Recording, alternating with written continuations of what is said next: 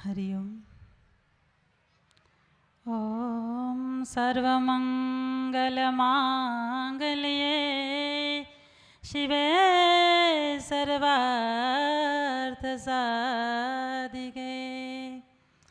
शरण्ये त्र्यंबके गौरी नारायणी नमोस्तुते। योऽन्तः प्रविश्य मम वाचमिमां प्रसुप्तां सञ्जीवयत्यखिलशक्तिधरस्वधाम्ना अन्यांश्च हस्तचरणा श्रवणं त्वगादीन् प्राणानमो भगवते पुरुषाय तुभ्यं। मारी चिंता विघ्न विनाशिनी कमलाशनी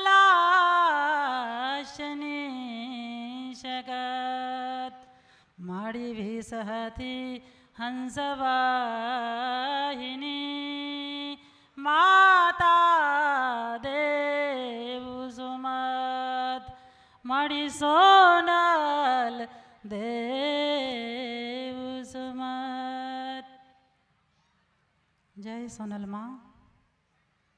मंच पर विराजित परम पूज्य आय श्री हिरल माँ, परम पूज्य आय श्री कंगुकेश्वर माँ, परम पूज्य आय श्री देवल माँ, परम पूज्य आय श्री कंचन माँ, मरड़ा धाम थी जेने दर्शन करता आपने सोनल माँ याद आवे एवा गिरीश आपा તેમજ મંચસ્થ વિવિધ ક્ષેત્રોના આગેવાન સમાજના તમામ ભાઈઓ બહેનો આ બધાના હૃદયમાં રહેલા માં સોનલને હું નમસ્કાર કરું છું। આજે સર્વત્ર માં સોનલ દેખાય છે, કારણ કે જ્યારે આપણા ચારણ મહાત્મા કવિ દુલા બાપુ કાગ બાપુએ જ્યારે સોનલ માના મરડામાં દર્શન કર્યા ને ત્યારે કેવા લાગ્યા હતા એવું દ્રશ્ય આજે મને લાગે જાણે માં કણકણમાં દેખાય છે। કાગ બાપુએ ગાયું હતું, કવિ હોય ને હૃદયમાં ઉમળકો આવે એટલે બોલી જાય, માડી તારી મેરિયો ના મેવલા મંડાણા કે ગોમવો મગાજી ઉઠિયા રે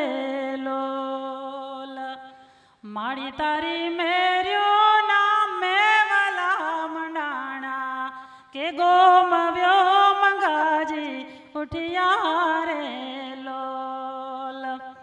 माड़ी जेने संकानी छतरी उगाड़ी काड़ज साव कोरारिया रे लोल। आवा मां सोनल अने आशीर्वाद अपना सौ चारण समाज पर तो छे ज, तो ज आटली प्रगति देखाई रही है दरेक क्षेत्र में। पर खरेखर बारड़ी समाज अने एमां आ मांजा गामनी धरती अति पवित्र हशे कि मां सोनले अहींया पसंद कर्युं के अहींया आ जग्याए मारी बालिकाओ मारी जोगमया जेवी दीकरीओ आवीने भणे, अहींया रहे, अहींया संस्कार मेळवे। એટલા માટે માં સોનલને તો કોટી કોટી વંદન, પણ આ કાર્ય કરનાર તમામ કાર્યકર્તા ભાઈઓને પણ ખૂબ ખૂબ અભિનંદન છે। શિક્ષણ શા માટે જરૂરી? માં સોનલ જેના માટે મથ્યા, આ હિરલમાં મથી રહ્યા છે, આ દેવલમાએ પણ જ્યોત જગાવી છે, આ કંચનમાં, આ કંકુકેશ્વરમાં જેનો પ્રયત્ન કરી રહ્યા છે, જે સોનલમાની પ્રેરણાથી પ્રેરણા એની आ शिक्षण मां सोनल में कहता कि शिक्षण वगरनो मानस केवो होय। आम तो चारण समाज माटे एक कविओ दोयो गयो छे ने प्रसिद्ध कि चारण चारे वेदनी वण पड्यो वातू करे भागे भाके आगबरा भेद जेनी जीभे जोगणी। चारण चारे वेदनी वण पड्यो वातू करे। जो अभण थईने चारे वेदनी वातो करी सकतो होय तो मां सोनल कहे छे कि ज्यारे भणे, ज्यारे शिक्षण मळे त्यारे केटली सोनामां सुगंध थई जाय। એટલા માટે શિક્ષણ જરૂરી કે વણપઢોય વાતો કરી શકતો હોય તો ભણશે ત્યારે આપણા દેશને આપણા સમાજને એ ક્યાં લઈ જશે એ બાળકો. એટલા માટે શિક્ષણ જરૂરી છે. સંસ્કૃતમાં કીધેલું છે કે યા સા વિદ્યા યા વિમુક્તયે. વિદ્યા એટલે શિક્ષણ. વિદ્યા કોને કહેવાય? સા વિદ્યા યા વિમુક્તયે, જે મુક્તિ આપે. શેનાથી મુક્તિ? જે ખોટા રિવાજ હોય એમાંથી મુક્તિ આપે એને વિદ્યા કહેવાય, એને શિક્ષણ કહેવાય. બાળક જો ભણશે તો એનામાં સમજ શક્તિ આવશે કે અમારા સમાજમાં ઘણા એવા ખોટા રિવાજો છે જેને સમાજ દુઃખી થાય છે તો એ દૂર કરવાનો પ્રયત્ન કરશે. જેમ હમણાં ગયા વર્ષે ખંભાળિયામાં લાખણસિંહભાઈ ગઢવીની કથામાં આ હીરબાઈ માએ જે પ્રયત્ન કર્યો હતો બારડી ચારણ સમાજ માટે, જે ખોટા રિવાજ અમુક છોડવા માટેનો. તો વિદ્યા શિક્ષણ એને કહેવાય કે માણસ ભણે તો પછી એનામાં શિક્ષણ તો આવે, સમજદારી આવે, પણ મુક્ત કોનાથી થાય? તો કલેશોથી મુક્ત થાય, ઈર્ષાથી મુક્ત થાય, અવિદ્યાથી મુક્ત થાય, અભિમાનથી મુક્ત થાય. સારું શિક્ષણ મેળવ્યું હશે એનામાં અભિમાન નહીં હોય, એનામાં ઈર્ષા નહીં હોય. આ જરૂરી છે. આજ સમાજમાં આપણને દેખાય છે ઘણી જગ્યાએ કોઈ આગળ જતો હોય ને શિક્ષણમાં કે રાજકારણમાં કે ધંધામાં કે તો બીજા ભાઈઓ એના પગ ખેંચે, આપણાથી આગળ જવો જોઈએ નહીં.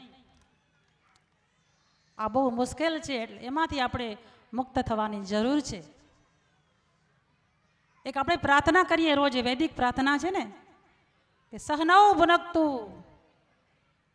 સહનૌ ભવતુ સહનૌ ભુનક્તુ સહ વીર્યમ કરવાવહે તેજસ્વિના વધિતમસ્તુ મા વિદ્વિષાવહે. આ ઋષિઓની પ્રાર્થના, આ સોનલમાની પ્રાર્થના. સોનલમાં એમ જ કહેતા ચારણો એક ધારણ બને. સહનાવવતુ એટલે ચારણ એક ધારણ, કોઈ નાના નહીં કોઈ મોટા નહીં, બધા એક સરખા, બધા માં સોનલના સંતાન.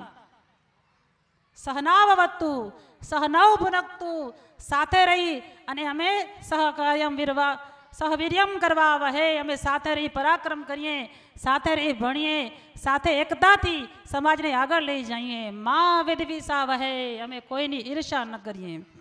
ઈર્ષાનું તત્વ માણસને બહુ, હમણાં આ શ્રી દેવલમાએ કહ્યું ને ઈર્ષા છે એને હનુમાનજીએ મારી નાખી.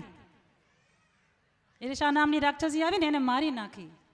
સિંહિકાને નથી મારી, કારણ કે નાગ માતા હતા, પણ ઈર્ષાની જે રાક્ષસી આવીને મારી નાખી. તો સોનલમાં એમ કહે છે કે એવું ભણતર ભણજો કે તમારા જીવનમાંથી ઈર્ષા જતી રહે. સોનલમાં આપણી સાથે ને સાથે છે. અત્યારે તો વધારે આમ આપણને બોલાવીએ એટલે તરતમાં હાજર થઈ જાય છે. આવા સોનલમાના આશીર્વાદ તમામ ચારણ સમાજ ઉપર ઉતરે અને વધારે ને વધારે તમારી દીકરીઓને અહીંયા માંજા ગામના જે ચારણ કન્યા છાત્રાલય થવા જઈ રહ્યું છે એમાં ભણવા મોકલજો. જોજો માના આશીર્વાદ ઉતરશે અને દીકરીઓ કેટલી આગળ વધશે.